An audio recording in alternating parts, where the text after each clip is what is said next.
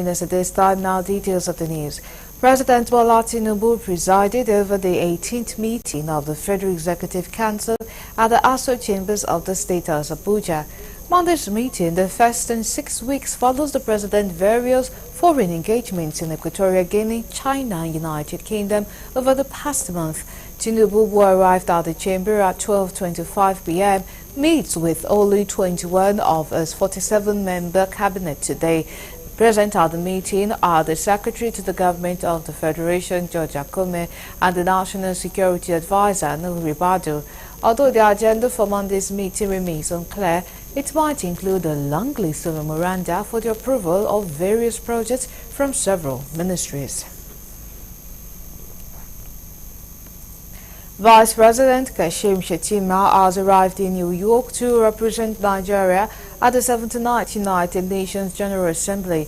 The Senior Special Assistant to the President in Media and Communications, Office of the Vice President, Stanley Nkwocha, made this known in a statement on Monday. According to Nkwocha, Shettima touched down at the John F. Kennedy International Airport, New York, in the early hours of Monday. He said that on arrival, the Vice President was received by the Minister of Foreign Affairs, Ambassador Yusuf Tugar, and Minister of Communications, Innovations and Digital Economy, Dr. Bosun Tijani. Others were the Director General of the National Information Technology Development Agency and Nigeria diplomats, UN officials, and many others.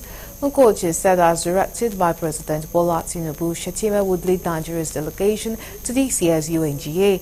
He added that the Vice President would deliver Nigeria's national statement and participate in various high-level meetings.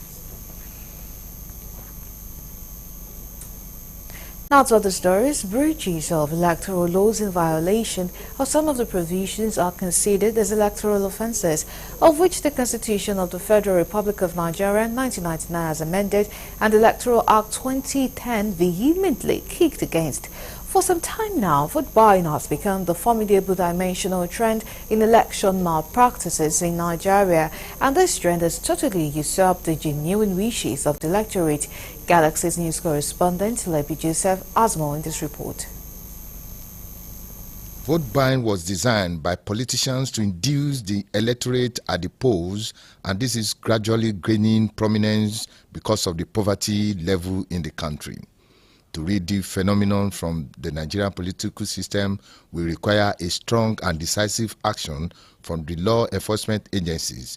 If not, the development could spell doom for the nation's nascent democracy. We have regulations that say that once you forge or you try to bribe or you buy votes, that you have committed a crime and that you are going to be sent to jail by reason of committing that crime of buying votes. Impunity is not a new thing to the political firmament in Nigeria. It's a regular thing, and if you recollect some times ago that a senator was caught in Imo State, specifically in Okigwe, with his sister and some other persons. They were caught stuffing ballots, hijacking and all whatnot. They were arrested. But as we speak now, nothing came out of it.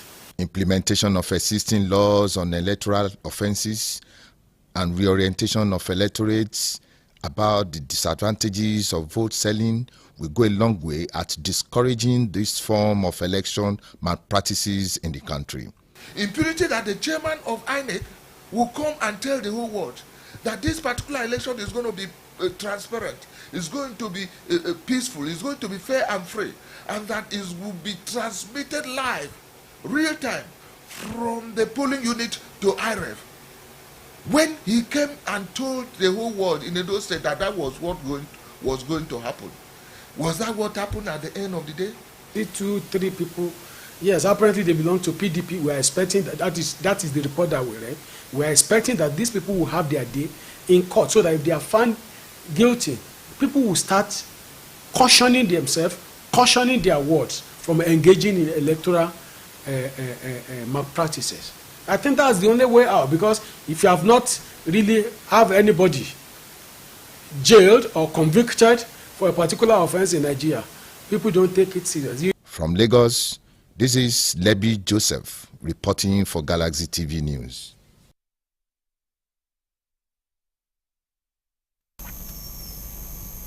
And now we are joined by Bartholomew Okudo, the Edo State Coordinator Transition Monitoring Group, and Jennifer Dafwat, Yaga Communication Officer. Good evening and thank you so much for joining us in our news at this time.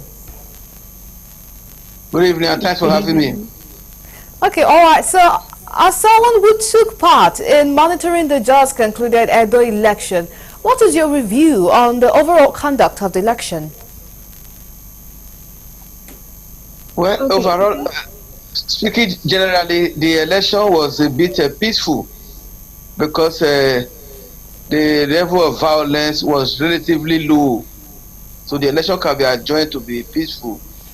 But then it was characterized by low turnout of voters. By the result we have seen so far, less than 700,000 persons voted, whereas we have 2.6 million as registered voters. So if you compare the figure, it will not be out of place to say the election was characterized by low voters turnout.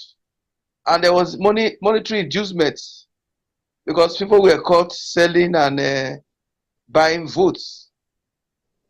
So it was characterized by low turnout, monetary inducements, though relatively peaceful. So, how would you rate the effectiveness of INEC on the prosecution of electoral offenders in the election and also in Nigeria? INEC in this regard has not lived to expectation. In fact, from a dual election, INEC has taken us backward. INEC have taken us backward because there were evidence of vote buying, yet nobody was arrested. You cannot prosecute without arrest. Nobody was arrested. In terms of coalition of results, INEC did not also live up to expectation. For instance, 2 local governments were moved from their original coalition center to INEC headquarters without reason. That is Oredu and Kubaoka, without reason, without justifiable reason. So to a large extent, there were late arrival of materials in so many polling units. There was late arrival of materials and INEC officials. So if you take a good review at what actually happened, INEC had promised that they were going to conduct free, fair, and credible election. But what happened Saturday cannot be said to be free, fair, and credible. Okay, all right. So one of the biggest challenges in Nigeria is recurring incidences of electoral irregularities. What would you say are we not getting right as a country? Now, the only way to get electoral irregularities right is when you punish offenders. When people commit electoral offenses with impunity, as if we are in a banana republic, that's why you can get it right.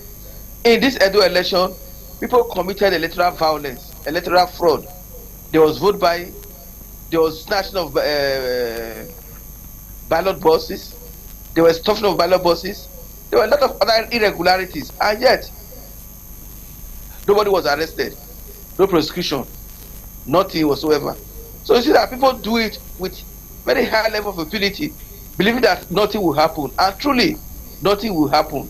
Since 1999, we have seen various forms of electoral irregularities, and nothing has been done. No arrest, no prosecution, no jail terms, nothing. So they do it, nothing happens. In the next election, they build on what they have done before, because they know that actually nothing will happen, and nothing will happen. So until we begin to punish offenders in accordance with the offense committed as regards electoral violence, nothing will happen. We continue to witness electoral violence, even worse and worse in subsequent election. But those who did it before, nothing happened to them. Somebody commit electoral violence, electoral fraud, his party is giving victory. So how can you contain it? No way. So to begin to punish electoral offenders, there will be no way forward. Okay, all right. We thank you very much for that. And now to Jennifer Dafwat. What's your own overview of the just concluded Edo election? Okay, all right. Thank you very much. So, can you hear me? Yes, I can hear you. Please go ahead. Okay. So I was saying, initially that for us overall, the process, because we're looking at both the results that was announced in the end and the entire process, and as an organization, our stand is that this Edo election fell below the standard required for a credible and successful elections. And in our reports that we had issued prior to the election, we were going to judge the entire process by three standards: the impartiality, the integrity, and the resilience test. And on all three counts, we see that the process itself failed. In terms of resilience, like the previous speaker already mentioned, we had low voter turnout, and our estimate, which also coincides with INEC's estimate, that is correct, shows that we had about 22.5% of voters, which is plus or minus a 1.6% error of margin. And out of 2.6 voters, 2.6 million, that's very low, And when we're also looking at the final results, again, who was announced winner, we're also looking at the inconsistencies in the numbers, from our methodology, which is the Process Result Verification for Transparency Methodology, PRVT. We're able to take samples from polling units across the 18 local governments of Edo State, and what our estimates and our numbers shows us are inconsistencies with what INEC has. So if you look at certain governments like Oredo, forgive my pronunciation, but if you look at some of the results from there, our estimates, honestly, for us as an organization, the process falls below expectations.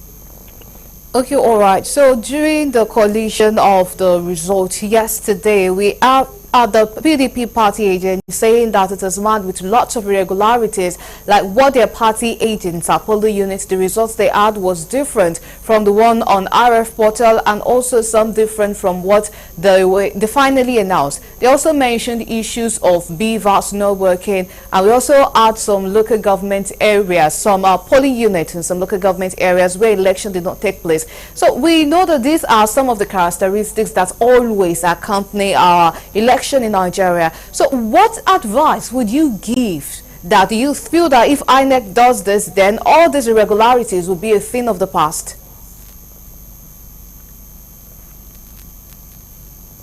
Yeah, so some of our recommendations as an organization is that INEC should be able to exercise its powers. There are certain powers that the law confers on INEC.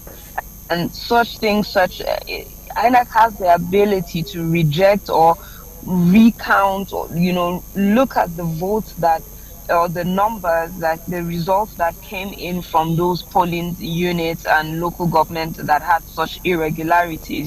So INEC has the power of recall, the power for recount.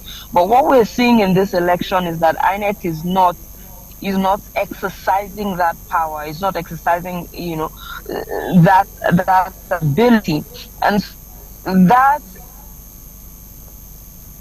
when we're able to begin to see that, see INEC take charge of in those kind of situations, then we can now start hoping for different outcomes. Something else that we are recommending is that the IREV, which is currently by law, the results on the IREV is not backed, by law as a final stop.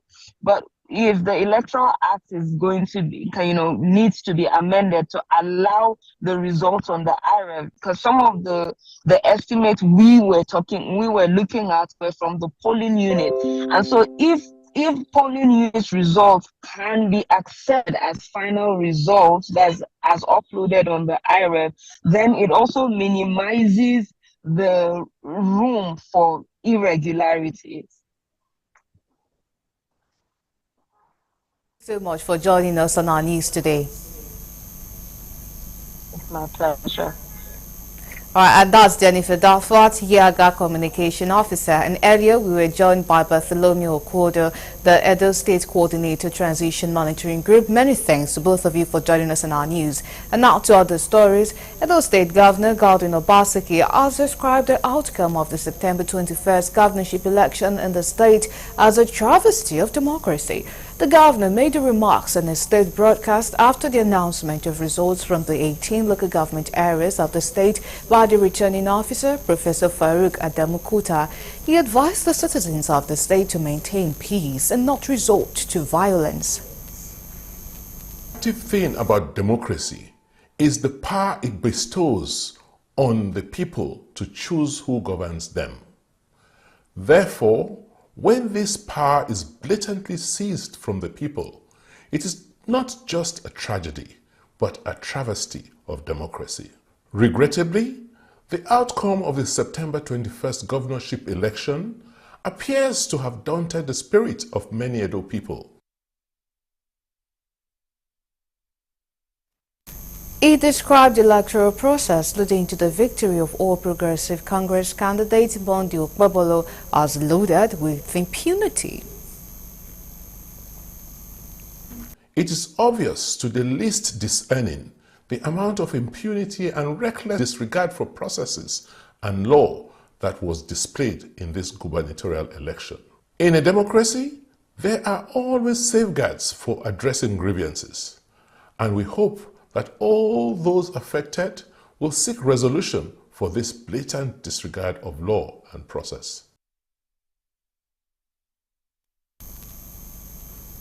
Meanwhile, defeated candidate of the People's Democratic Party in the just concluded governorship election in Edo State, Asu Ighodalo, has commended Edo voters for their sacrifice during Saturday's governorship election. The PDP candidate and runners-up in the election made the disclosure during a state broadcast in Benin City, the Edo State capital. According to Asu Ighodalo, despite the intimidation and heavy downpour, the people sacrificed their lives and time to vote. Particularly thank the good people of Edo State who defied the rains, the intimidation, the threats of violence, harassment, arrests, and financial inducements to cast their votes for us overwhelmingly last Saturday, 21st September 2024. You are the true heroes of our democracy, and your sacrifices for a better Edo State will never be forgotten.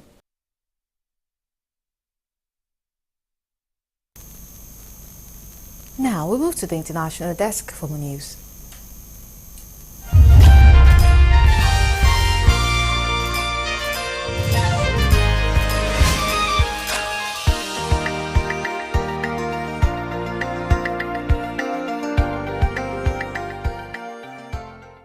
Hello and welcome to Foreign News. Ukrainian President Volodymyr Zelensky has begun a high-stake visit to the United States, during which he will present Kyiv's plan to end the more than 2.5-year-old war against invading Russian forces to U.S. President Joe Biden, as well as election rivals Kamala Harris and Donald Trump. Zelensky, who will also attend the annual meeting of the United Nations on Tuesday and Wednesday, urged Ukraine's allies to help achieve a shared victory for a truly just peace. He is expected to present his peace proposals, which he has dubbed a victory plan, to Biden on Thursday, before later meeting Harris, who is vice president. His office has said he expects to meet Republican candidate Trump on Thursday or Friday, although no date has been officially announced.